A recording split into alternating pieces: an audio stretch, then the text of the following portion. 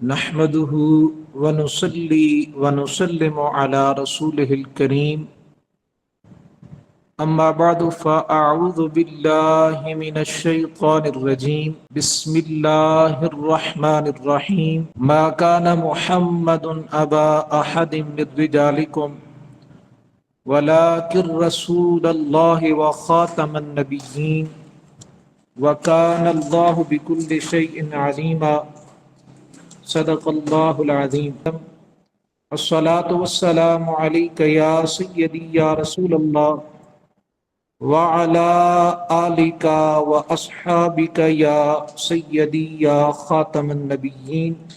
آج کا موضوع انتہائی عام موضوع ہے۔ محترم خواتین و حضرات، جس طرح ہر بندے کی الگ عبادت ہوتی ہے، بالکل اسی طرح ہر دور اور ہر عہد کی الگ الگ عبادت ہوتی ہے۔ میرا مقصد و مدعا یہ ہے کہ ارکان اسلام کے علاوہ عبادت وہ تو لازم و ضروری ہیں، وہ تو کرنے ہیں، اس کے علاوہ کی بات ہو رہی ہے۔ مثال کے طور پر کسی بادشاہ کے لیے سب سے بڑی عبادت اپنی رعایا کو عدل و انصاف اور امن و امان فراہم کرنا ہے،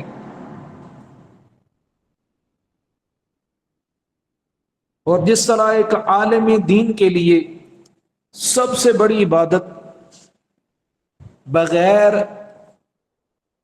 لگی لپٹی رکھے اور بغیر خوف کے دین اسلام کو بیان کرنا ہے، اسی طرح یعنی ارکان اسلام کو چھوڑ کر، میں بار بار اس بات کو دہرا رہا ہوں کہ ارکان اسلام کو چھوڑ کر اس کے علاوہ جو عبادات ہیں، اسی طرح ایک ڈاکٹر ہے تو اس کی سب سے بڑی عبادت مریضوں کی خیر خواہی اور ان کا صحیح علاج کرنا ہے، اسی طرح ہر عہد اور ہر دور کی اپنی اپنی عبادت ہے۔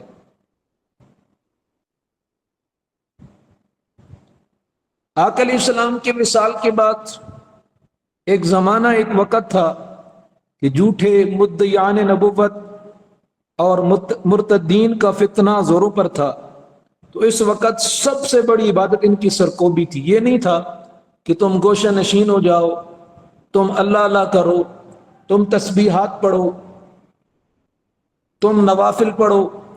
اس وقت سب سے بڑی عبادت فتنہ منکرین ختم نبوت کی سرکوبی تھی۔ پھر ایک وقت آیا، یزید تخت نشین ہوا، وہ اسلام کے چہرے کو مسخ کرنا چاہتا تھا، اسلام کے چہرے کو بگاڑنے پر تلا ہوا تھا۔ اس وقت اس کا راستہ روکنا سب سے بڑی عبادت تھی،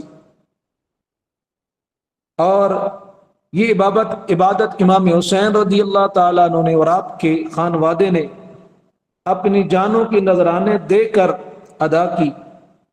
پھر خلق قرآن کا فتنہ اٹھا، تو اس وقت کے حکمران بھی اس کے پش پناہ تھے۔ اس وقت سب سے بڑی عبادت یہ تھی، گوشہ نشینی نہیں تھی، چلا کاٹنا نہیں تھا، اس وقت اس فتنے کا مقابلہ کرنا تھا۔ تو یہ عبادت امام احمد بن حنبل کے حصے میں آئی۔ وقت گزرتا گیا، ہندوستان میں اکبر بادشاہ کے ذہن پر دین الہی کا بھوت سوار ہو گیا، تو اس وقت دین الہی کے خلاف ڈٹ جانا یہ سب سے بڑی عبادت ٹھہرا، اور یہ عبادت اور یہ شرف مجدد الفسانی حضرت شیخ احمد سرہندی رحمت اللہ تعالی علیہ کو نصیب ہوا۔ پچھلی 2 صدیوں سے فتنہ انکار ختم نبوت پورے زوروں پر ہے، پورے عالم کفر اس کی پشت پناہی کر رہا ہے۔ امریکہ، اسرائیل جیسے اسلام دشمن کافروں کی اسے پشت پناہی حاصل ہے۔ تو اس دور کی سب سے بڑی عبادت عقیدہ ختم نبوت پر پہرا دینا ہے، اور جو الحمدللہ یہ سعادت اللہ تعالیٰ نے ہمارے ادارے اتحاد الامہ بقاء الامہ کو بھی عطا کی ہے، اور ادارے نے بھی اپنا حصہ اس عبادت کے اندر شامل کیا ہے، اور زمانہ انتظار کر رہا ہے اور دیکھ رہا ہے کہ یہ عبادت کس کس کے حصے میں آتی ہے۔ میں آپ کے سامنے چند مثالیں پیش کرتا ہوں۔ حضرت فاروق اعظم سے عرض کیا گیا انت خیر من ابی بکر، کیا آپ سیدنا صدیق اکبر سے افضل ہو؟ فاروق اعظم رو پڑے اور کہنے لگے واللہ لیلۃ من ابی بکر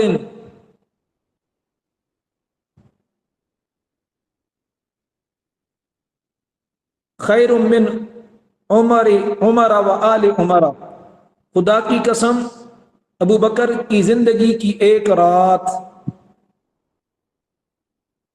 لیلۃ من ابی بکر و یوم خیر من عمر و آل عمر، فرمایا خدا کی قسم ابو بکر کی زندگی کی ایک رات اور ایک دن عمر سے اور اس کی آل سے بہتر ہے۔ پھر آپ نے خود وضاحت فرمائی رات وہ ہے جو ہجرت کی رات ہے، غار ثور ہے، سیدنا صدیق اکبر کی گود ہے، محمد کریم کا چہرہ انور ہے، سیدنا صدیق اکبر آقا علیہ الصلوۃ والسلام کی حفاظت بھی فرما رہے ہیں، حضور کے چہرہ انور کو تک بھی رہے ہیں۔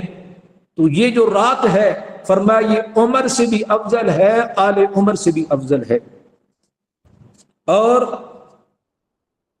دن وہ کہ جب نبی رحمت صلی اللہ علیہ وسلم کے وصال کے بعد فتنہ ارتداد اٹھا تھا، فتنہ انکار ختم نبوت اٹھا تھا، کسی نے نماز کا انکار کر دیا، کسی نے زکوٰۃ کا انکار کر دیا، کچھ بدبختوں نے نبوت کے جھوٹے دعوے کر دیے، تو ان کے خلاف جس دن ابو بکر صدیق نے اعلان جہاد کیا تھا، حضرت فاروق اعظم یہ فرما رہے ہیں وہ دن عمر اور اس کی آل سے بہتر ہے۔ تو فاروق اعظم کیا فرما رہے ہیں کہ آل عمر اور عمر سے وہ دن افضل ہے جس دن صدیق اکبر رضی اللہ تعالی عنہ نے منکرین ختم نبوت کی سرکوبی کی تھی۔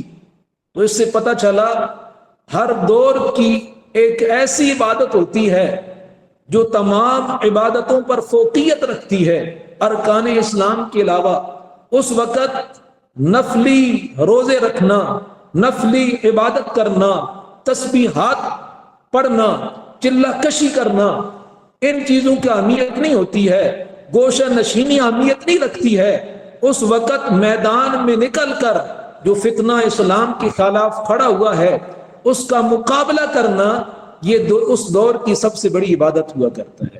اس وقت نوافل کے فضائل نہیں بیان کیے جاتے، اس وقت تسبیحات کے فضائل نہیں بیان کیے جاتے، اس وقت امت کو ذکر و اذکار پر نہیں لگایا جاتا بلکہ اس فتنے کی سرکوبی پر لگایا جاتا ہے۔ صدیق اکبر سے بڑا صوفی کوئی نہیں ہے، صدیق اکبر سے بڑا پیر کوئی نہیں ہے، صدیق اکبر سے بڑا ذاکر کوئی نہیں ہے، صدیق اکبر سے بڑا شب بیدار کوئی نہیں ہے، صدیق اکبر سے بڑا زیادہ نوافل پڑھنے والا کوئی نہیں ہے، لیکن صدیق اکبر رضی اللہ تعالی عنہ کی جملہ عبادات میں سے فاروق اعظم نے جسے بہترین قرار دیا وہ اس وقت کے فتنہ انکار نبوت کی سرکوبی تھی اور اسے ختم کرنا تھا۔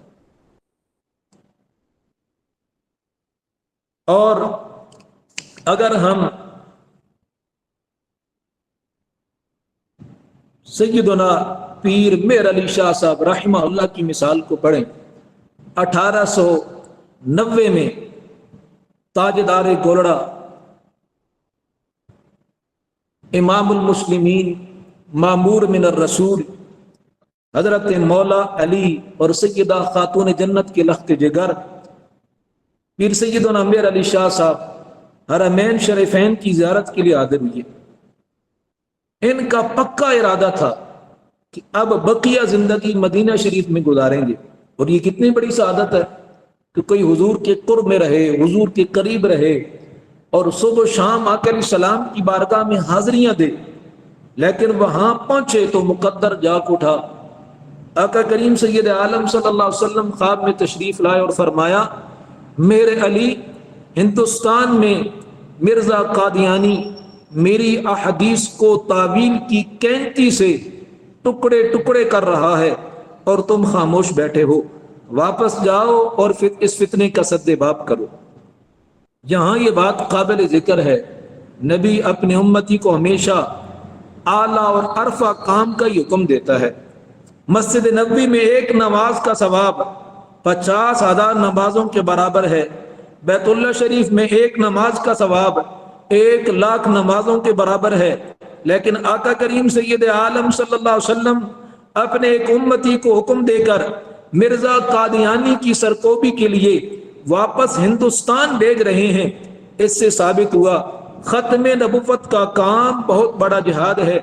اس سے یہ بھی ثابت ہوا کہ دنیا کے کسی بھی کونے میں رہ کر عقیدہ ختم نبوت کا تحفظ حرم شریف اور گنبد خضرا کے پڑوس میں رہنے سے بہتر ہے۔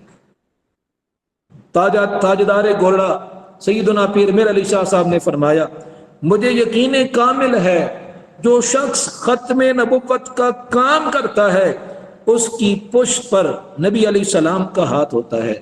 آج اس ادارے کی پشت پر، اس ادارے کے چلانے والوں کی پشت پر اور اس کے ساتھ تعاون کرنے والوں کی پشت پر نبی رحمت صلی اللہ تعالی علیہ وآلہ وسلم کی تائید کا ہاتھ مبارک ہے۔ حضور کی نظر کرم ہے کہ آقا علیہ السلام اپنی ختم نبوت کا کام ہمارے ادارے سے لے رہے ہیں، ہم سے لے رہے ہیں، وگرنہ حضور کو غلام بہت ہیں۔ آقا علیہ السلام کے ہاں غلاموں کی کمی نہیں ہے، حضور کے ہاں اداروں کی کمی نہیں ہے۔ یہ انتخاب ہے آقا علیہ السلام کی بارگاہ سے کہ اللہ نے ہمیں اس کام کے لیے چنا ہے کہ ہم ختم نبوت پر کام کریں، لوگوں کو اس فتنے سے روشناس کرائیں، اس فتنے سے بچائیں۔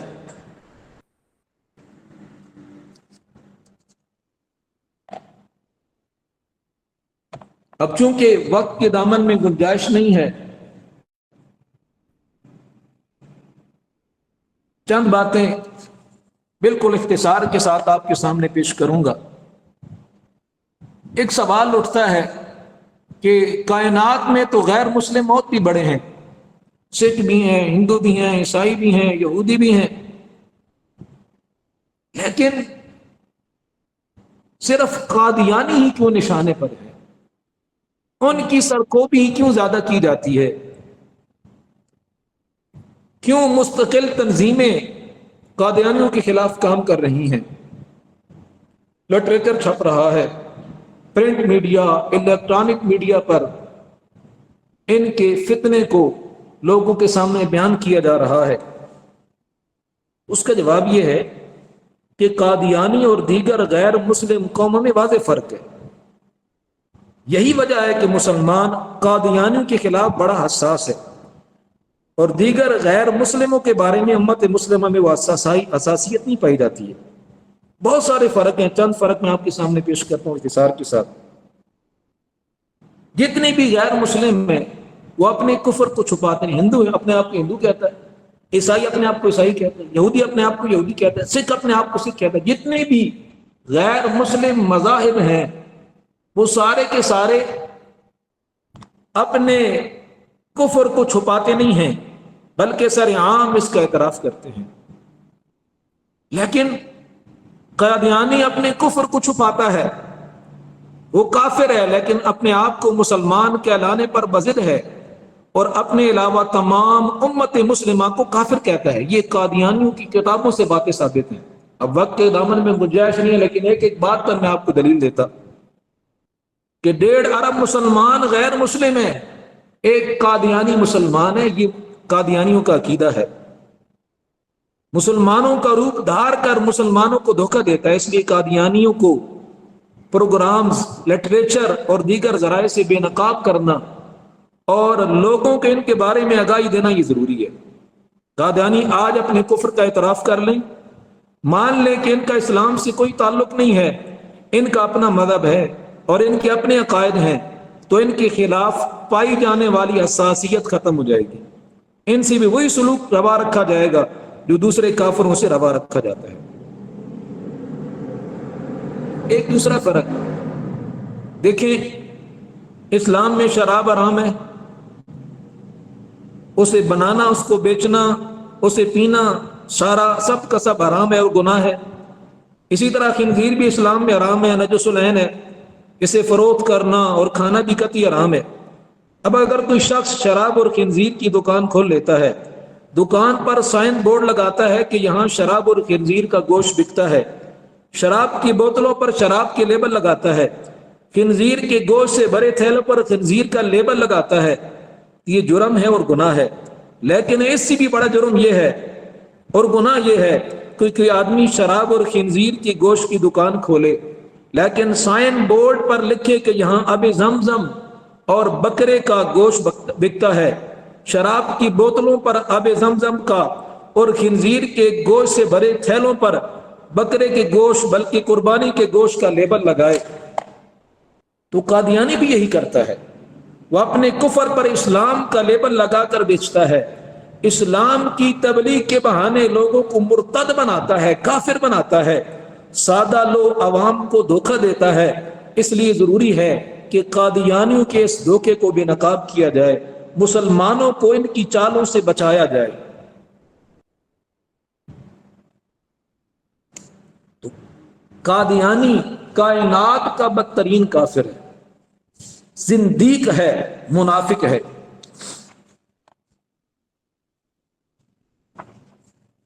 آئیے سمجھتے ہیں عقیدہ ختم نبوت کیا ہے۔ عقیدہ ختم نبوت کا مطلب یہ ہے، حضرت محمد کریم صلی اللہ تعالی علیہ وآلہ وسلم اللہ تعالیٰ کے آخری نبی ہیں۔ حضرت آدم علیہ السلام سے انسانیت کی ہدایت کے لیے نبوت کا جو سلسلہ چلا تھا وہ نبی کریم صلی اللہ تعالی علیہ وآلہ وسلم پر مکمل ہو گیا۔ قصر نبوت ہر لحاظ سے مکمل ہو چکا اور ختم نبوت کا تاج نبی رحمت صلی اللہ تعالی علیہ وآلہ وسلم کے سر انور پر سجا دیا گیا ہے۔ اب آپ صلی اللہ علیہ وسلم کے بعد کوئی شخص پیدا نہیں ہوگا جسے نبوت عطا کی جائے۔ اب قیامت تک کا زمانہ آپ کا ہے، قیامت تک آپ صلی اللہ علیہ وسلم کی نبوت جاری و ساری رہے گی۔ یہ بات ذہن نشین رہے، عقیدہ ختم نبوت اسلام کی اساس ہے، اسلام کی بنیاد ہے، اسلام کی پوری عمارت عقیدہ ختم نبوت پر کھڑی ہے، اور عقیدہ ختم نبوت جزو ایمان ہے، اسلام اور ایمان کی لازمی شرط ہے۔ اس کے بغیر بندہ نہ ہی مسلمان ہوتا ہے اور نہ ہی اس کا ایمان کامل و مکمل ہوتا ہے، کیونکہ یہ عقیدہ قرآن کے نص قطعی، احادیث متواترہ اور اجماع مسلسل سے ثابت ہے۔ صحابہ کرام علیہ رضوان کے دور سے لے کر آج تک امت کا اجماع ہے، اتفاق ہے کہ آقا علیہ السلام اللہ کے آخری نبی ہیں۔ حضور کے بعد کسی نبی کے آنے کی کوئی گنجائش باقی نہیں ہے۔ وہ جو تعویلیں گھڑتے پھرتے ہیں کہ یہ جناب امتی نبی ہے، یہ جو تابع نبی ہے، یہ بروز نبی ہے، یہ ذلی نبی ہے، کسی قسم کا کوئی نبی، کسی قسم کی کوئی نبوت کی کوئی گنجائش آقا کریم سید عالم صلی اللہ تعالی علیہ وآلہ وسلم کے بعد نہیں ہے۔ حضور اعلان فرما چکے، انا خاتم النبیین لا نبی بعدی، میں آخری نبی ہوں، میرے بعد کوئی نبی نہیں ہے۔ اللہ اکبر۔ تو پتہ چلا عقیدہ ختم نبوت ایمان کی لازمی شرط ہے، اس کی بغیر ایمان مکمل نہیں ہوتا ہے۔ جب تک ختم نبوت پر ایمان نہ ہو بندہ مسلمان نہیں ہوتا ہے۔ بڑی ہی اہم بات، چونکہ اس سیشن کے اندر معلمات بھی ہیں، مقررات بھی ہیں، جن کا کام لوگوں تک ابلاغ و تبلیغ ہے۔ حضرت ابو ہریرہ نے واقعہ اسراء و معراج کو بڑی تفصیل سے بیان کیا۔ اللہ تعالیٰ نے امت مسلمہ کے لیے لازم قرار دیا ہے کہ وہ اپنے ہر خطبے میں عقیدہ ختم نبوت کو بیان کریں۔ حدیث قدسی ہے، وجعلت امتک لا تجوز لهم خطبۃ حتى يشهدوا انک عبدی ورسولی وجعلناک اول النبیین خلقا وآخرهم بعثا۔ اللہ فرماتا ہے میں نے آپ کی امت کے لیے لازمی قرار دیا ہے کہ وہ اپنے ہر خطبے میں یہ گواہی دیں کہ آپ میرے بندے ہیں، میرے رسول ہیں، اور یہ کہ ہم نے آپ کو سب انبیاء سے پہلے تخلیق فرمایا اور سب سے آخر میں بھیجا۔ اس حدیث قدسی کے پیش نظر علماء، خطباء، مقررین، مقررات، معلمین، معلمات کی خدمت میں گزارش کرنا چاہوں گا کہ وہ اپنے ہر خطاب میں عقیدہ ختم نبوت پر ضرور بات کریں۔ زیادہ نہیں تو ابتدائی عربی خطبے میں نبی رحمت صلی اللہ علیہ وسلم پر درود و سلام پڑھ تو یہ آپ کا لقب خاتم النبیین استعمال کریں، یعنی الصلاۃ والسلام علی خاتم النبیین کہیں۔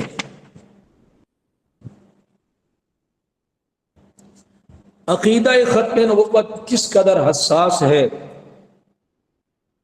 اتنا نازک اور حساس مسئلہ ہے یہ، اگر اس میں تھوڑا سا بھی شک و تردد پیدا ہو جائے آدمی دائرہ اسلام سے خارج ہو جاتا ہے، ایمان کی دولت سے معروم ہو جاتا ہے۔ امام اعظم ابو حنیفہ رحمہ اللہ کے دور میں ایک شخص نے نبوت کا دعویٰ کیا، لوگوں نے اسے پکڑ لیا تو وہ کہنے لگا مجھے دلائل دینے اور نبوت کی نشانی دکھانے کا موقع دیا جائے۔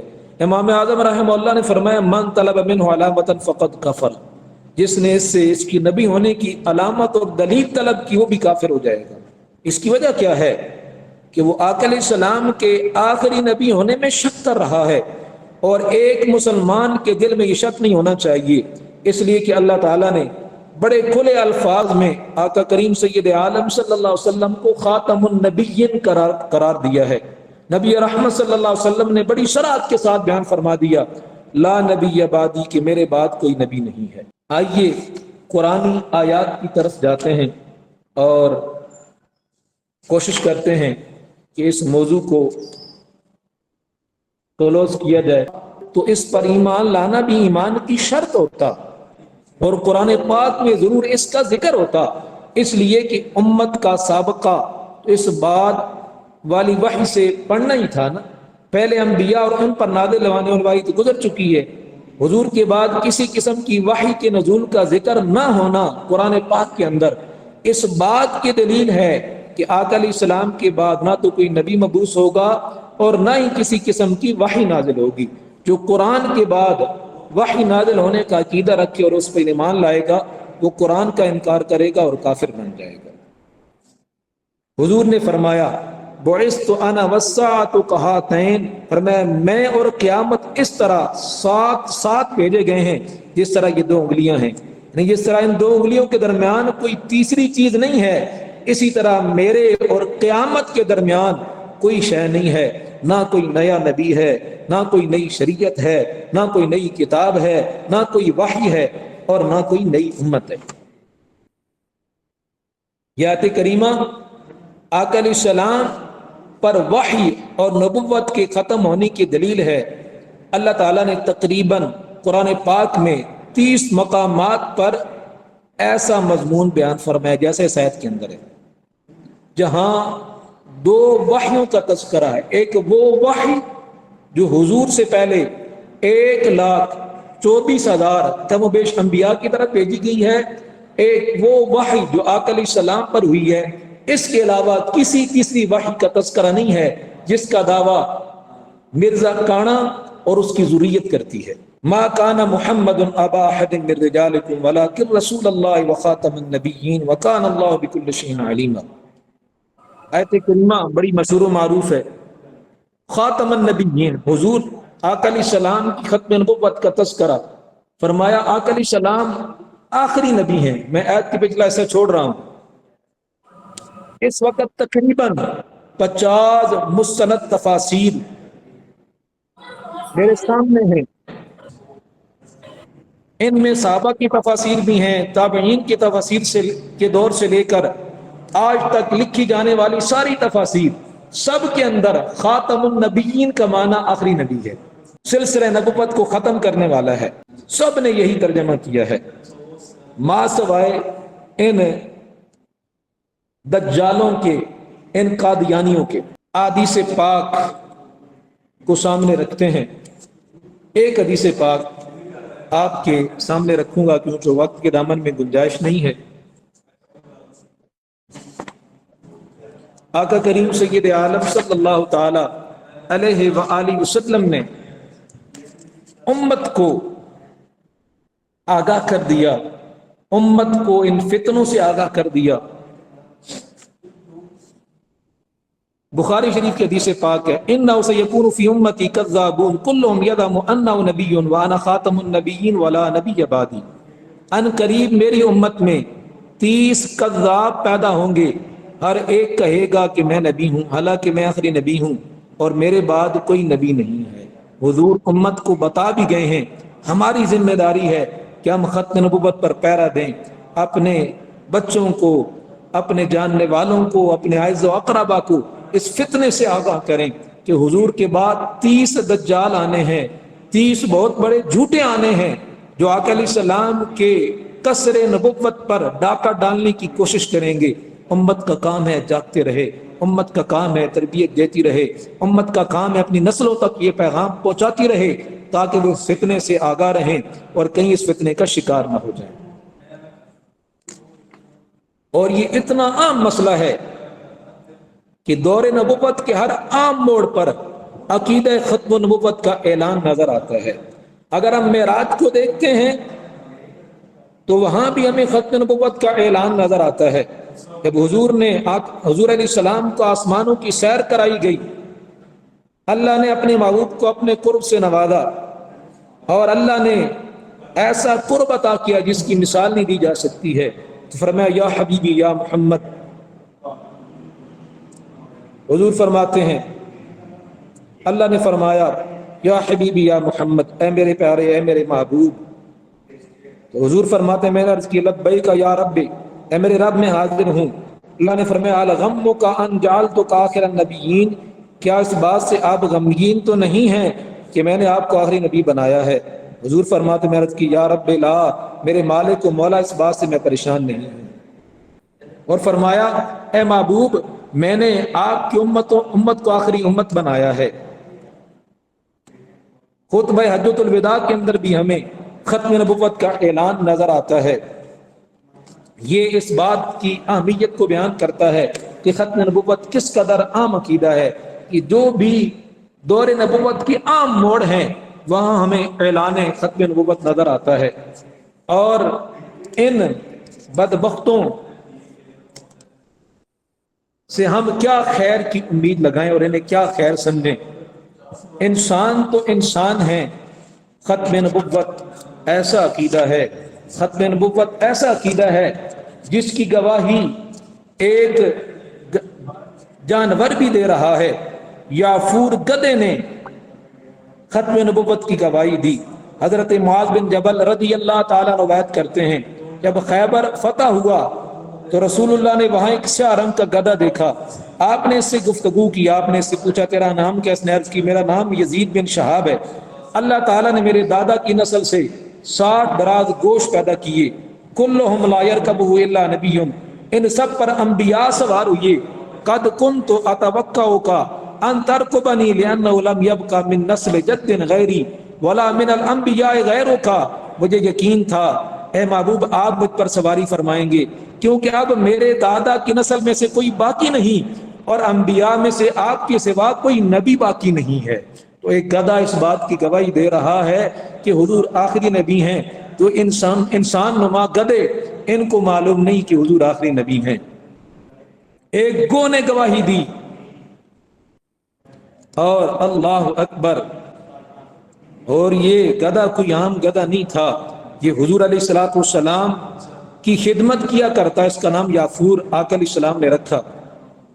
वो हुजूर की कासिद की ड्यूटी दिया करता था। आप जिसे बुलाना चाहते इसे भेज देते, वो चौकट पर जाकर सर मारता। जब साहिब खाना बाहर आता तो वो ऐसे इशारे से बताता कि रसूलुल्लाह आपको याद फरमा रहे हैं। जब आका अलैहिस्सलाम ने इंतकाल फरमाया तो वो हुजूर की जुदाई बर्दाश्त न कर सका, एक कुएं में छलांग लगाकर मर गया। इसी तरह गो ने आका अलैहिस्सलातु वस्सलाम की नबुव्वत की गवाही दी। आखिर में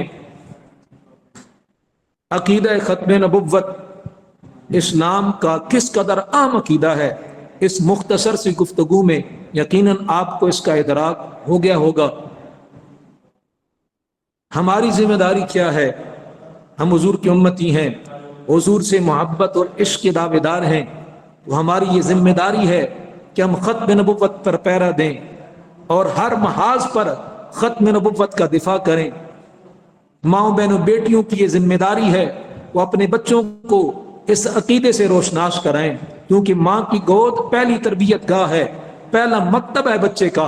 यहाँ से जब ख़त्म नबुव्वत की लोरियां बच्चों को सुनाई जाएंगी, मिर्जा कादियानी की दजल और फरेब से बच्चों को आगाह किया जाएगा, तो यकीनन कभी भी वो इस फितने का शिकार नहीं होंगे, बल्कि वो सीना सिपर होकर इस फितने का मुकाबला करेंगे। आखिर में एक दरमंदाना अपील है कि आपके सामने गजा की सूरत हाल है और नबी करीम सल्लल्लाहु अलैहि वसल्लम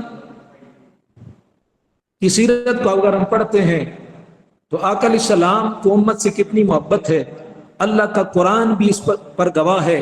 आका अलैहिस्सलाम की सीरत व किरदार भी इस पर गवाह है कि अगर किसी को कांटा भी चुभता है हुजूर की उम्मत में से, उसकी तकलीफ मेरे आका महसूस करते हैं। रब का कुरान ये कहता है अजीजुन अलैहि मा अनित्तुम, कि मेरे महबूब वो हैं, हमने तुम्हें वो नबी अता किया है कि अगर तुम तकलीफ में होते हो तो तुम्हारी तकलीफ हुजूर से बर्दाश्त नहीं होती है। आका अलैहिस्सलाम पर उम्मत का गम, उम्मत की तकलीफ की राह गुजरती है। तो जरा बताइए ना कि गजा में हमारे बहन भाई कट रहे हैं, माओं की गोदें उजड़ रही हैं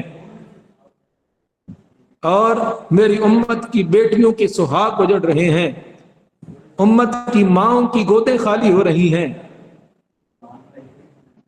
नौजवानों को कत्ल किया जा रहा है, बच्चों को कत्ल किया जा रहा है, औरतों की इस्मत दरी की जा रही है, उन्हें कुत्तों के आगे डाला जा रहा है।